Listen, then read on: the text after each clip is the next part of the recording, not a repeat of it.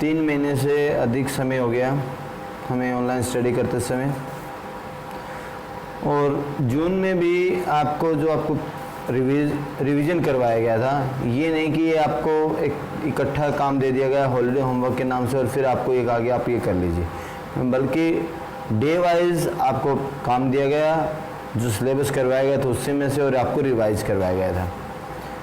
और जैसा कि ये हरियाणा सरकार द्वारा ये था कि जुलाई में स्कूल खुलेंगे, तो ये था कि जुलाई में आपको यूटी होने थे जैसे हमारे स्कूल खुलते, लेकिन अभी हम ये कह नहीं सकते कि अभी स्कूल जुलाई में खुलेंगे या नहीं खुलेंगे, लेकिन हम यूटी लेंगे। क्यों लेंगे? क्योंकि सरकार का हमें कोई अंदेशा नहीं है कि वो कब क्या नियम निकालेगी। और सपोज कोई स्थिति ये बनती कि स्कूल जुलाई में नहीं खुलते या अगस्त में भी नहीं खुलते, उसी प्रकार हमें कोई अंदेशा नहीं है कि स्कूल कब खुलेंगे, और लास्ट में सरकार ये बोल दे कि आपने जो है बच्चों को प्रमोट करना है नेक्स्ट क्लास में, और उनके यूटी आपने लिए होंगे ऑनलाइन वगैरह। जैसे अभी 10वीं के जो एक साइंस का एग्ज़ाम नहीं हुआ उसके एवरेज बेसिस पे उनको पास कर रहे हैं। अगर ऐसी स्थिति में अगर हमारे साथ भी कर देते स्कूल्स एग्ज़ाम में, तो फिर हम क्या करेंगे? तो उस स्थिति से बचने के लिए हम यूटी ले रहे हैं।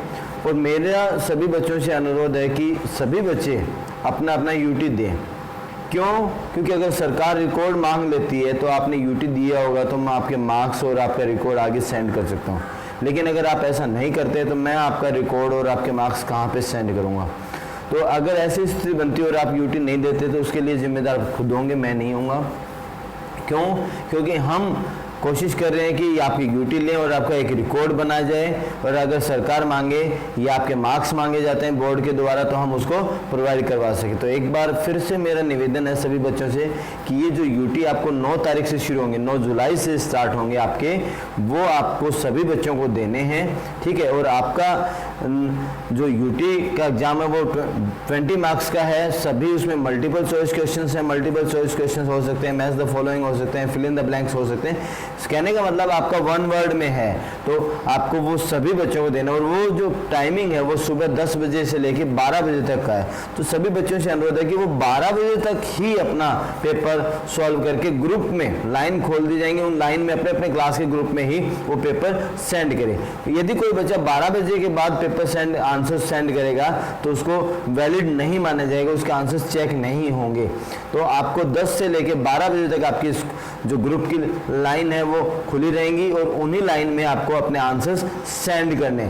आपको किसी प्रकार का कोई क्वेश्चन तैयार नहीं लिखना, केवल आंसर एक पेज लेना है, उसके ऊपर आप अपना नाम, फादर नेम, क्लास, और जो क्वेश्चंस के आंसर होंगे ABCD या 1 वर्ड में है तो वो आपको करने हैं। सही बच्चों, डेट शीट आपको इस वीडियो के साथ साथ आपको प्रोवाइड करवा दी जाएगी, उसी के अनुसार आपको पेपर मिलेंगे सुबह, और उसी डेट के हिसाब से आपके पेपर होंगे। तो मेरा सभी बच्चों से अनुरोध है कि वो इन जो इंस्ट्रक्शंस आपको बताई जाती है उनको पालन करते हुए यूटी दें और समय पे अपना पेपर आंसर सबमिट करवाएं। तो एक बार समझ लीजिएगा आपको किस प्रकार से पेपर करना है। देखिए,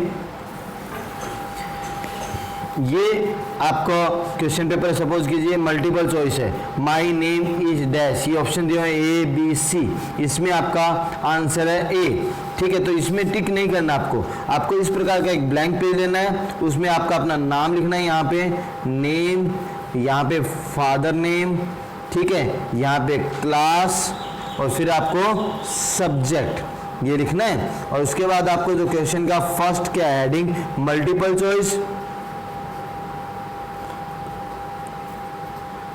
मल्टीपल चॉइस लिख के उसके बाद आपका ए लिख लिया, जैसे क्वेश्चन नंबर 1 है, 1 लिख लिया, माय नेम इज, इसका आंसर क्या है A, तो उसके सामने लिखना है A। दूसरा क्वेश्चन क्या है आपका, ये देखिए A लिखा, सिर्फ मैंने A लिखा हुआ है। दूसरा आपका I read in, question number 2, I read in dash school, कौन से स्कूल में पढ़ते हो, HNBS और या वीणा पानी पढ़ते हो, 2 का आंसर हो गया D। इस प्रकार से आपको आंसर सेंड करने, कुछ नहीं करना मल्टीपल चॉइस में। मैच द फॉलोइंग, सपोज करो किसी क्वेश्चन में आपका दे दिया मैच द फॉलोइंग, तो आपको लिखना है match the following, FOLLOW following लिख के आपको इस प्रकार से लिख के मैच नहीं करना। इधर देखिए दिया मैंगो 1 नंबर पे, इधर नंबरिंग डाला 1 2 3 4, इधर लिखा ABCD, इस प्रकार से मिले होंगे। तो मैंगो क्या है आपका फ्रूट, तो फ्रूट क्या है C पे, तो आपका मैच द फॉलोइंग लिख के 1 का C, 1 और C, ठीक है। दूसरा क्या है 2 का कैरेट, कैरेट क्या है वेजिटेबल, वेजिटेबल क्या है D, 2 का D, ठीक है। तीसरे नंबर पे क्या है आपका रेड, तो 3 का क्या है रेड क्या है कलर, तो कलर कितने नंबर है B, 3 का B, इस प्रकार से मैच द फॉलोइंग। आंसर किसी में दे दिया आपको, किसी क्वेश्चन पेपर मिला हुआ answer in 1 word, answer in 1 word, ये देखिए ये क्वेश्चन है आंसर इन 1 वर्ड। देखिए क्वेश्चन नंबर तीसरा, तो हेडिंग लिख दी आंसर इन 1 वर्ड यहाँ पे लिख दिया। उसके बाद a mango is a dash है, तो फिर इन द ब्लैंक्स ए लिखो। ए का आंसर क्या है फ्रूट, FRUIT फ्रूट। बी का देखिए कैरेट, इधर देखिए बी का क्या है carat, B carat is A, B है ना तो बी लिखो इधर, आपका आंसर है बी। कैरेट क्या है वेजिटेबल, VEGTAB। कहने का मतलब क्या है कि एक पेज पे आपको अपना नाम, फादर नेम, क्लास और सब्जेक्ट और केवल जो आंसर है ABCD क्वेश्चन नंबर लिखना है और उसके आंसर्स लिखना है, और फिर उसकी फोटो क्लिक करके आपको अपने क्लास के ग्रुप में उसको सेंड कर देना है, ठीक है। तो सभी बच्चों से एक बार फिर से मेरा अनुरोध है कि आप सभी बच्चे अपना यूटी दें ताकि रिकॉर्ड बनाने में हमें आसानी हो। कल को क्या पता हमें सिचुएशन नहीं पता किस प्रकार की रहेगी, तो बोर्ड आपके क्लास के रिपोर्ट्स वगैरह प्रोग्रेस मांग लेता है तो हम उसको अवेलेबल करवा सकें और टाइम का रहे। और इस दौरान आप किसी भी क्लास को कोई काम नहीं दिया जाएगा 9 तारीख तक। आज से लेकर 9 तारीख तक आपको कोई काम नहीं दिया जाएगा, आपको केवल और केवल अपने रिवाइज करना है, ठीक है। तो आप अच्छे से रिवाइज कीजिए और अपना जो पेपर करके आपको समय पे सबमिट करवाइएगा। धन्यवाद।